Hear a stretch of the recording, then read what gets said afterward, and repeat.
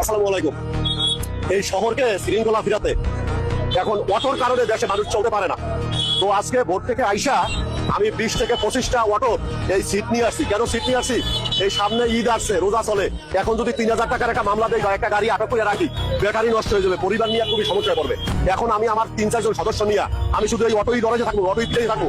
সেই কারণে আজকে আইসা প্রথমে এরকম 20টা অটোর সিট এরকম আইনা রাইখা দিছি। এবং এখন তো তারা পিছিয়ে পিছিয়ে ঘোরে, তাদেরকে বলে দিচ্ছি যেহেতু এই সিট এই রাইখা দিচ্ছি, এখানে ডিউটি করতে রোজের মধ্যে কত কষ্ট লাগে এটা তো তোমরা দেখো। যারা এবং অবৈধ পার্কিং করে রাখবে তাদের সিট আবার তোমরা নিয়ে আসবা, তাহলে তোমাদের সিট তোমরা নিতে পারবা। এখন এছাড়া তোমার আমার শৃঙ্খলা ফেরার কোনো উপায় নাই। তাহলে তোমার গাড়ির সিট কোথায়? এইখানে আছে। তোমরা কি আমার অন্যজনের গাড়ির সিট হয়ে যাইছো? তারা রাস্তায় রং পার্কিং করে ছিল। এই অফার চলবে ঈদ পর্যন্ত। এরকম করা ছাড়া আমার পক্ষে তো সম্ভব না। বাইরে কি বলেন আপনারা, কি বলেন?